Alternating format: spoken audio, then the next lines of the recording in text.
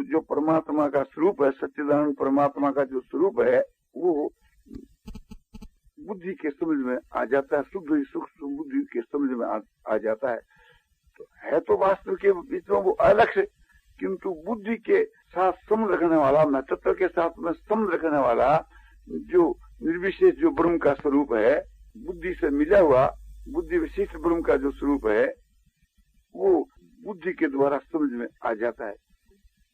तो उसे को लक्ष्य बना करके, ध्येय बना करके उसका ध्यान किया जाए। तो यहाँ सच्चिदानंद ब्रह्म तो ध्येय है, जो बुद्धि के द्वारा जाना गया, जिसको हमने ज्ञेय कहा, वो ज्ञेय है, वो ही ध्येय।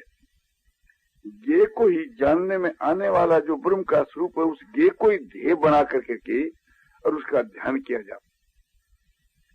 तो यहाँ बुद्धि के द्वारा उस परमात्मा का ध्यान किया जाता है, और ध्यान करने वाला चेतन जो है सो उच्च कोटि का साधक है। ध्यान करने वाला जो है सो उच्च कोटि का साधक है, और बुद्धि से उसका ध्यान किया जाता है।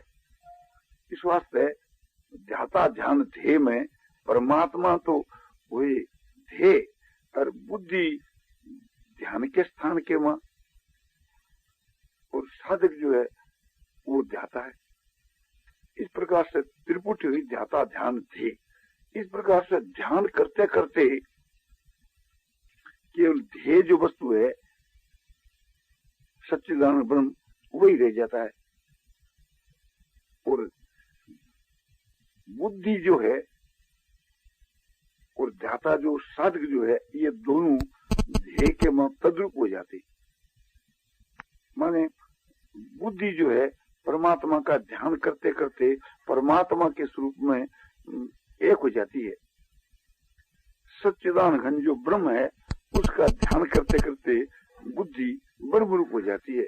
उसको कहते हैं तद्बुद्ध है, मन तदरूप ही होगी बुद्धि जिनकी, तो बुद्धि तद्रूप हो जाती है। बुद्धि तद्रूप हो जाती है तो उसके बाद फिर क्या रहता है कि एक ब्रह्म ही रहता है। उस ब्रह्म को ही समझो कि अर्थ मात्र कहते हैं। वो ब्रह्म जो शब्द है, और उस ब्रह्म शब्द का जो अर्थ है, वो ब्रह्म शब्द का अर्थ ब्रह्म का स्वरूप ही है, तो ब्रह्म का स्वरूप ही रह जाता है। और साधक जो है उसकी उस ब्रह्म के स्वरूप में जाकर के स्थिति हो जाती है। अपना अलग स्वरूप सा नहीं दिखता, एकता हो जाती है। एकता होकर के ब्रह्म के स्वरूप में उसकी स्थिति रहती है। उसको कहते तन्निष्ठा। उस ब्रह्म के स्वरूप में जिनकी होगी निष्ठा मान स्थिति, तो ऐसे ब्रह्म के स्वरूप में स्थिति हो जाती है। वो अलग दिखता नहीं, किंतु ब्रह्म के स्वरूप में उसकी स्थिति है, और बुद्धि भी उसके साथ में है। नहीं तो बुद्धि के साथ नहीं रहने से तो उस ब्रह्म के स्वरूप में स्थिति होती नहीं। फिर तो समझो कि जैसे घड़े के फूटने से घड़े का आकाश महाकाश में एक ही हो जावे, अलग रह नहीं सके। घड़ो ही एक प्रकार से उसे दृष्टि आकाश जो है घटाकाश, उसको पृथक करे। इस वास्ते उस परमात्मा के स्वरूप में इसकी जाकर स्थिति हो जाती है, एकता सी हो जाती है। तो उसको कहते हैं तन्निष्ठा, कि उस परमात्मा के स्वरूप में जिनकी होगी स्थिति, उस स्थिति के बीच के वहां ब्रह्म को जो स्वरूप है और जो नाम है और ज्ञान है, ये तीन पदार्थ रहते हैं। महर्षि पतंजलि कहते हैं कि यह सविकल्प समाधि है। शब्द अर्थ और ज्ञान से, शब्द अर्थ और ज्ञान के विकल्प से जो समाधि होती है उसको सविकल्प समाधि कहते हैं। इस समाधि का नाम तटस्थ समाधि है। तत्व माने ब्रह्म, उस ब्रह्म के स्वरूप में जो स्थिति हुए एक प्रकार से उसी को तो निष्ठा कहते हैं। प्रकरण ब्रह्म का है, इस वास्ते ब्रह्म विषय की जो समाधि की बात कही जाती है। शब्द अर्थ और ज्ञान ब्रह्म का जो नाम है ये शब्द है, और ब्रह्म का जो स्वरूप है वो अर्थ है, और ब्रह्म का जो ज्ञान है यहाँ ज्ञान है।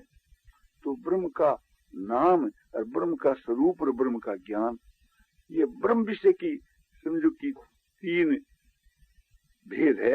इस वास्ते इसको सविकल्प समाधि कहते हैं। इसके बाद के बीच के मां जब निर्विकल्प समाधि होती है तो उसको कहते हैं तत्परायण, तन्निष्ठा तत्परायण।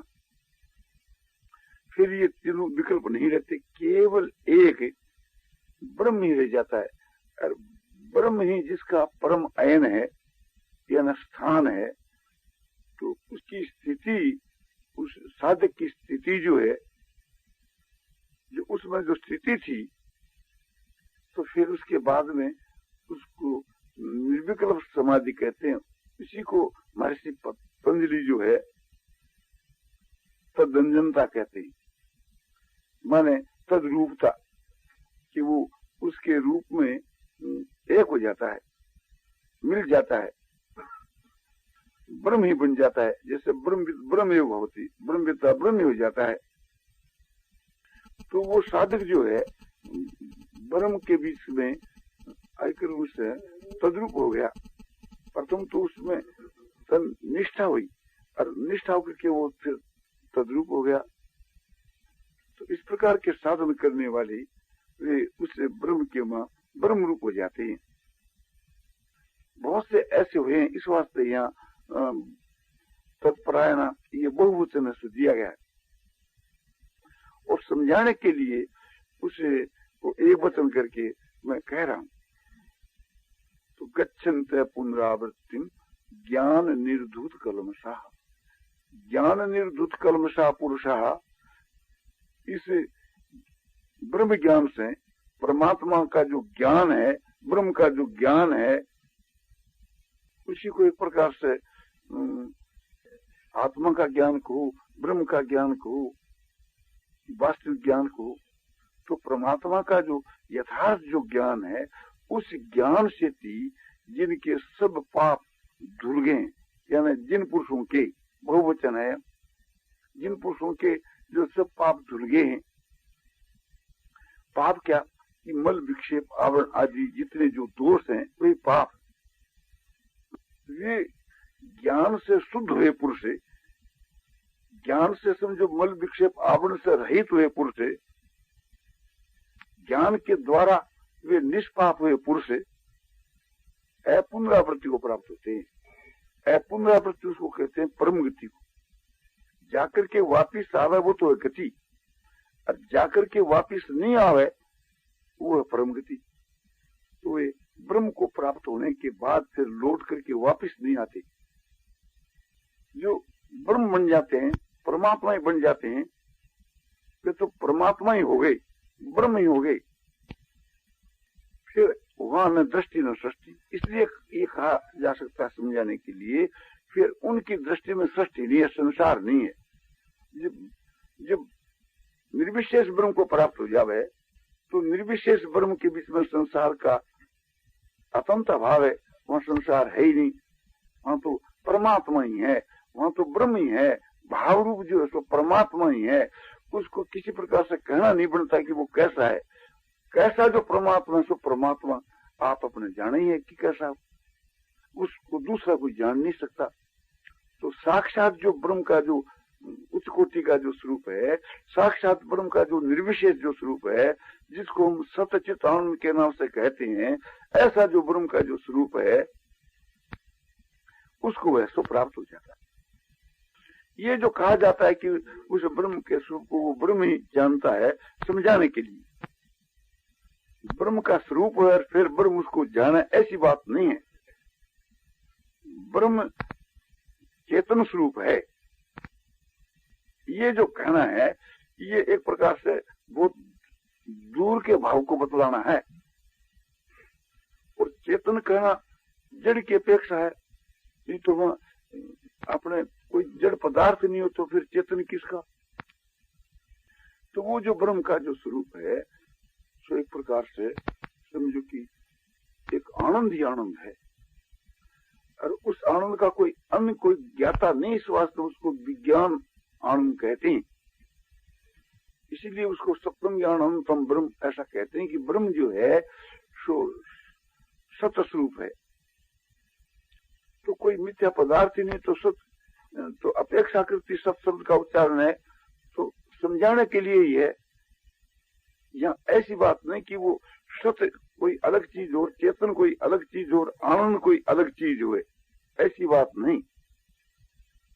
वो जो ब्रह्म जो आनंद जो है इस लौकिक आनंद से विलक्षण है, इस वास्ते उसको चेतन कहते हैं। ये जड़ आनंद है, इसका ज्ञाता दूसरा है, इस वास्ते इसको जड़ आनंद कहते हैं। वो केवल एक प्रकार से आनंद ही आनंद है, उस आनंद का कोई दूसरे किसी को ज्ञान हो नहीं सकता। वो अलग से है, वो अचिंत है, किंतु वो जड़ नहीं है। यह बात समझाने के वास्ते कहते हैं कि वो चेतन है और उसका सदा ही भाव है, इसी वास्ते उसको सत्य कहते हैं। किंतु कोई सत्य अलग कोई पदार्थ नहीं। परमात्मा का जो गुणापना है, इस बात को समझाने के लिए उसको सत्य कहा जाता है, और सत्य उसमें कोई अलग कोई चीज नहीं है।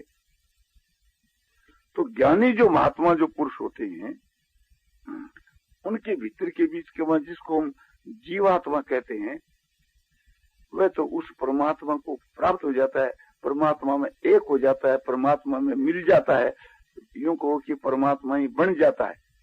उसमें जो आत्मा है वो तो परमात्मा में एक हो जावे, परमात्मा ही बन जावे अपनी दृष्टि से थी। जैसे घड़े के फूटने से कहा जाए घड़े का आकाश महाकाश में मिल गया, तो ये अपनी दृष्टि से कहना है। और आकाश की दृष्टि से थी तो आकाश से घड़े का आकाश कोई उस आकाश से पहला भी अलग नहीं था, पहला मिला हुआ ही था। इसलिए यह बात कही जाती है कि परमात्मा की जो प्राप्ति है सो कोई अप्राप्ति की प्राप्ति नहीं होती है, वो तो परमात्मा की प्राप्ति तो पहले से ही है। ज्ञान के कारण से एक प्रकार से समझो कि इस बात को ये व्यष्टि चेतन जीवात्मा समझता नहीं है, अज्ञान के कारण से।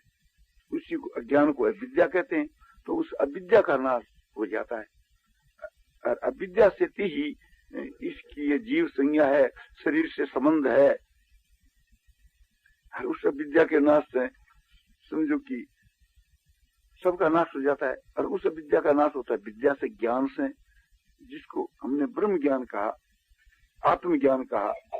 तो उस ब्रह्म ज्ञान से थी अज्ञान का नाश हो जाता है। ज्ञान और ज्ञान दोनों एक प्रकार से थी माया के समझो कि दो स्वरूप है, विद्या और विद्या, या यूं को ज्ञान और ज्ञान। तो वह जो ज्ञान है उस ज्ञान से ज्ञान का नाश होकर के ज्ञान भी स्वतः ही शांत हो जाता है। फिर न वह ज्ञान है न अज्ञान है, केवल एक आनंद में परमात्मा ही है, जिनमें परमात्मा ही है। वो चेतन है, वही आनंद है, आनंद वही चेतन है, उसके स्वर कुछ भी नहीं रहता। तो ज्ञान होने के उत्तर काल के वहां जो ज्ञानी महात्मा जो पुरुष है उसकी जो आत्मा है वो परमात्मा में मिल जाती है। परमात्मा ही वो ज्ञानी है, सो परमात्मा ही बन जाता है। तो वास्तव के बीच के मां परमात्मा ही ज्ञानी है, या ज्ञानी है सो परमात्मा ही हो जाता है। तब उसका जो शरीर है और उसके शरीर के मां मन बुद्धि भी है, अंतःकरण भी है। शरीर के बीच के मां मन बुद्धि के स्वभाव और अंतःकरण क्या है कि जैसे मन है, बुद्धि है, अहंकार है, खास ये तीन भेद है। कोई कोई तो मन के भी दो भेद कर लेते हैं कि चित्त और मन। तो समझना चाहिए कि यह अंतःकरण करने से ये सब बातें उसके अंतर्गत आ जाती है।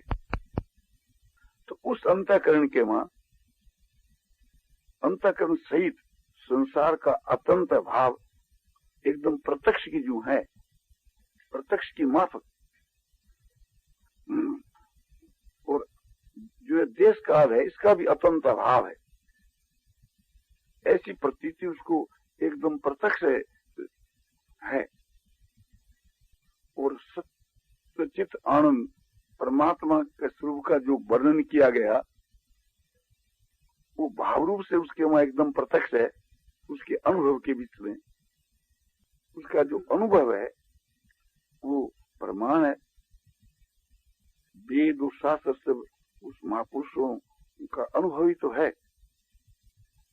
सतचितानुघन परमात्मा का जो स्वरूप है, जिसको हम कहते हैं कि बुद्धि ग्राह्यम, वो उस बुद्धि के वहां वो भाव आता है। या यूं कहिए कि जैसे आकाश है और वो अनंत है, असीम है, और एक आईने के अंदर हम उसका प्रतिबिंब लेवें तो वास्तव में आकाश का प्रतिबिंब आ नहीं सकता। तो किसी अंश का प्रतिबिंब सा आता है, किसी अंश का प्रतिबिंब सा आता है। तो यहाँ आकाश की जो समझना चाहिए सतचितानंद घन ब्रह्म को, और आईने की जो समझना चाहिए कि शुद्ध हुई जो उस महात्मा की बुद्धि को, और उस बुद्धि के भीतर के बीच के वहां जो भगवान का जो भाव है, उस बुद्धि के वहां जो परमात्मा के स्वरूप का जो अनुभव है वो प्रतिबिंब के स्थान है। यानी जैसे एक आईने में आकाश का प्रतिबिंब सा आता है, इसी प्रकार से उस ज्ञानी महात्मा के अंतःकरण के बीच के मां, यानी बुद्धि के बीच के मां, शुद्ध हुई बुद्धि के मां सतचितानंद घन परमात्मा का जो एक भाव आता है, वो बुद्धि से मिला हुआ परमात्मा का भाव है। इसी वास्ते उसको बुद्धि ग्रहण कर सकती है। तो वो एक प्रकार से प्रतिबिंब सा है। तो असली जो परमात्मा का जो स्वरूप है वो तो बिंबस्थानी जो आकाश है, जैसे आकाश एक प्रकार से आकाश का जो असली स्वरूप, इस तरह से परमात्मा का जो असली स्वरूप माने सच्चिदानंद परमात्मा का जो वास्तविक जो स्वरूप है वो तो आ ही नहीं सकता। आकाश का सगले आकाश का तो प्रतिबिंब नहीं आ सकता, तो आकाश तो आईने में आई कैसे सके। जैसे आईने के अंतर्गत आकाश नहीं आ सकता है और आकाश का सगले का प्रतिबिंब भी नहीं आ सकता है, किसी एक अंश का प्रतिबिंब सा आता है। इसी प्रकार से ब्रह्म जो परमात्मा है वो परमात्मा तो बुद्धि में आ ही नहीं सकता, समा ही नहीं सकता। परमात्मा के किसी एक अंश का बुद्धि के मां प्रतिबिंब सा आता है। तो इसे से समझना चाहिए कि वो बिंबस्थानीय परमात्मा का कैसा स्वरूप हो सकता है। तो ज्ञानी महात्मा पुरुषों के हृदय के भीतर में जो एक बुद्धि के मां जो अनुभव है वो एकदम प्रत्यक्ष की माफक है। वो सबसे बढ़कर के प्रत्यक्ष है। इस वास्ते उसको हम नित्य कहते हैं, सत्य कहते हैं। तो वो जो उसमें जो भाव है एक प्रकार से उस सतचितानंद परमात्मा का भाव है। वो परमात्मा का जो भाव है वो महात्मा वाणी के द्वारा कहता है, और वाणी के द्वारा जो कहता है उसकी जो वाणी है वही वेद है। जैसे ब्रह्मा और क्या, ब्रह्मा महात्मा है, महापुरुष है, उनकी वाणी वेद है। तो ब्रह्मा में समझो कि उसमें फर्क क्या है, वास्तविक के बीच के मां ब्रह्मा भी ब्रह्म ज्ञानी है, वो भी ब्रह्म ज्ञानी है। ब्रह्म जो परमात्मा का जो स्वरूप है उसका अनुभव जो ब्रह्मा के अंतःकरण में जैसा आता है सो उसके अंतःकरण में आता है, कोई फर्क तो है ही नहीं। ब्रह्मा का जो अंतःकरण वो समष्टि है, जीव का जो अंतःकरण वो व्यष्टि है, इतना ही फर्क है।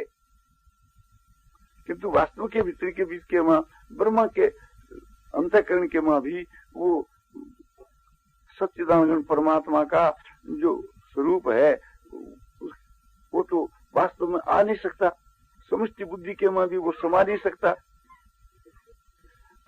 उसका प्रतिबिंब भी ऐसा नहीं आ सकता, क्योंकि आकाश का ही प्रतिबिंब नहीं आ सकता है तो ब्रह्म का प्रतिबिंब कैसे आ सकता है।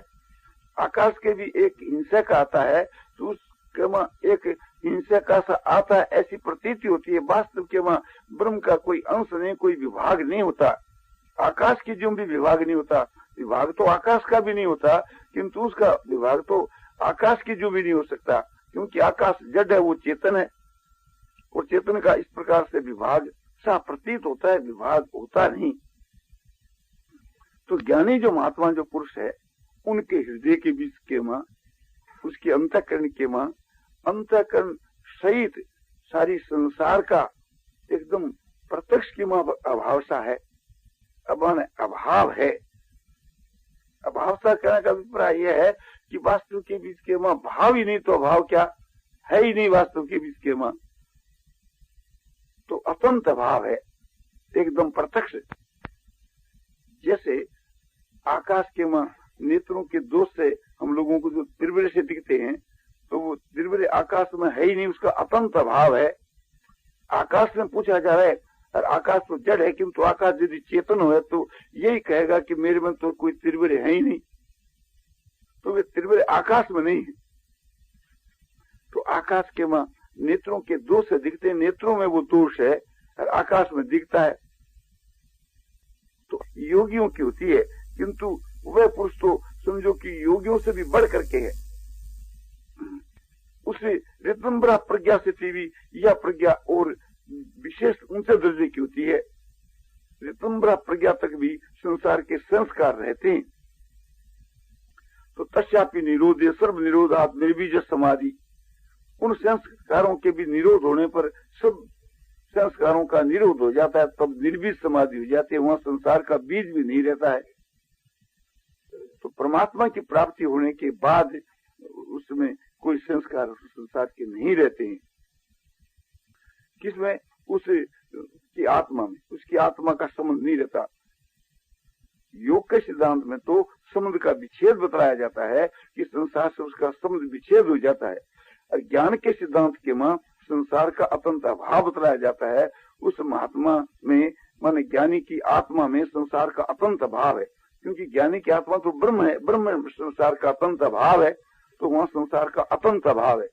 ये जो संसार की बात मैं जो कही है जी, कि उस ज्ञानी का जो शरीर है, शरीर का जो अंतःकरण है, उसमें जो प्रतीति है, वो बात मैं आपको बतलाई कि ज्ञानी के अंतःकरण के बीच में संसार का तो प्रत्यक्ष की माफक, या यूं को प्रत्यक्ष ही संसार का तो अतंत भाव है।